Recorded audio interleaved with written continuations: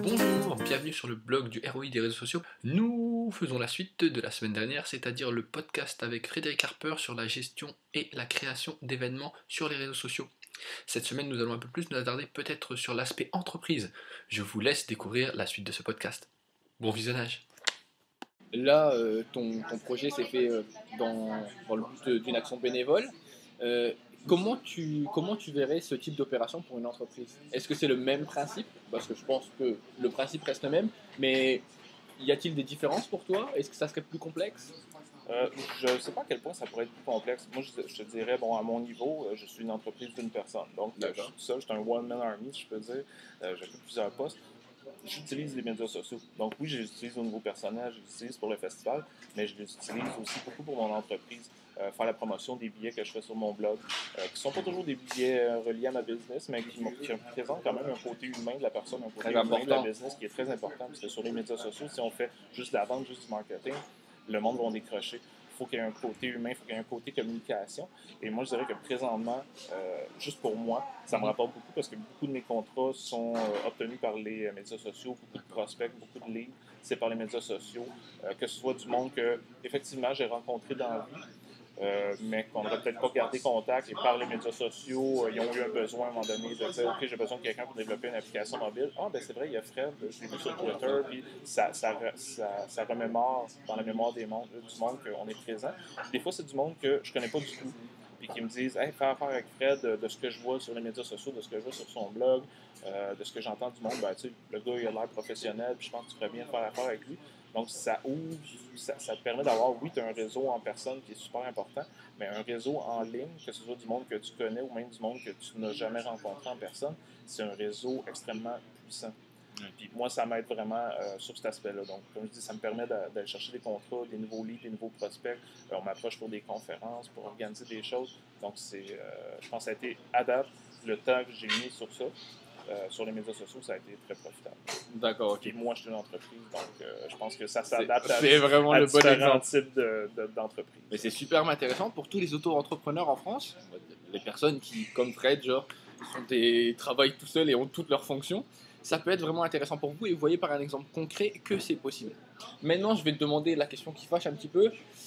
Quelles sont les menaces des réseaux sociaux? On va dire que oui, tu les utilises pour ton travail, mais qu'est-ce qui peut se passer? Quelles sont souvent les erreurs que peuvent faire des entreprises là-dessus?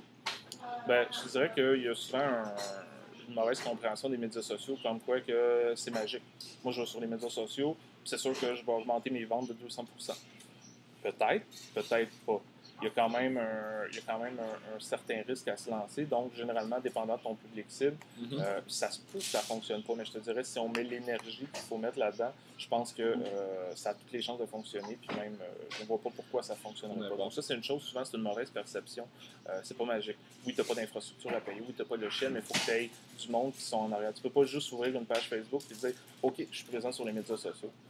Non. Il faut que tu entretiennes ta page Facebook, il faut que tu communiques avec le monde, il faut que tu fasses des petites choses, des petits événements, des petits spéciaux spécifiques à ton monde qui sont adeptes à ta page Facebook, par exemple. Donc ça, c'est une chose. C'est sûr que ça demande du temps. C'est ce que je viens de dire, mais je le prends comme un autre aspect. C'est vraiment, tu as besoin d'investir du temps là-dedans. Je préfère le dire une deuxième fois parce que je pense que c'est vraiment la base, c'est important. Tu sais, sur mon compte Twitter, par exemple, présentement, je ne suis pas une des personnes qui est les plus suivies, mais j'ai quand même 1500, 1600 followers. C'est du monde que je rejoins quand je publie quelque chose sur Twitter, mais c'est pas arrivé du jour au lendemain. J'ai pas ouvert mon compte et je me suis pas ramassé avec 1500 followers. C'est en étant présent en personne, en étant présent en ligne, mais en étant présent aussi en personne.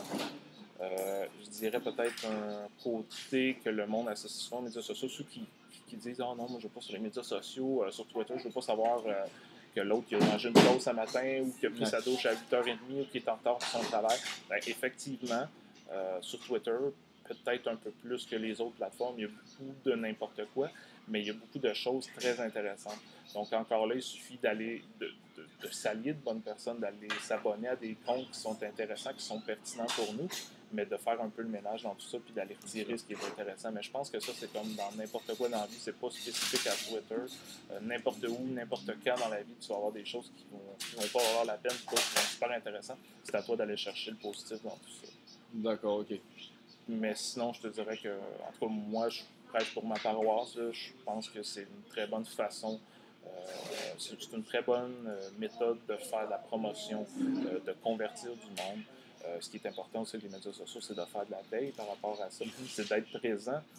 Parce que si toi, tu n'es pas présent sur les médias sociaux, puis quelqu'un n'a pas aimé ton service, ben, il peut continuer à dire ben, j'aime pas ton service, j'aime pas ce que tu as fait. Puis il n'y a personne qui va pouvoir réagir positivement. Des fois, il y a peut-être une raison quelconque, tu peux peut-être expliquer, tu peux peut-être essayer de comprendre, tu peux aider la personne. Si tu es présent, tu es là pour rattraper le coup, je dirais. Ouais, d'accord.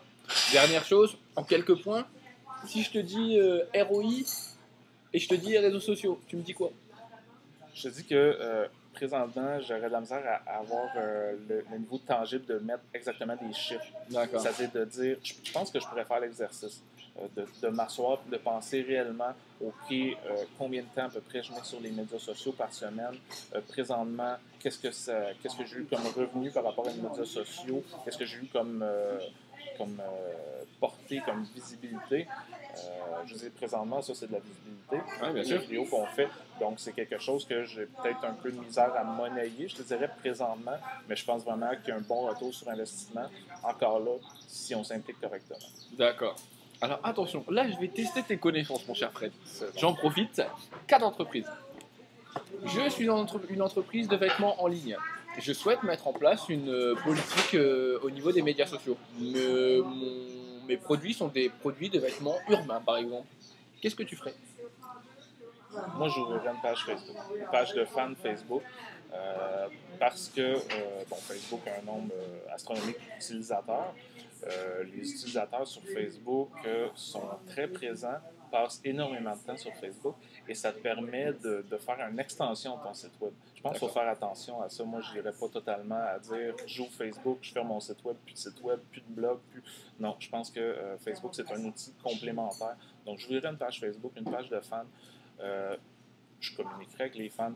Je proposerais des articles qui ne viennent pas nécessairement de mon blog, qui ne mettent pas nécessairement en avant mes produits, mais qui mettraient juste comme les tendances urbaines, même si ce n'est pas nécessairement des choses qui se vendent dans mon magasin, parce que l'idée, c'est pas de dire on fait de la vente, on fait de la vente, on fait de la vente, c'est d'être présent, c'est de communiquer avec le monde.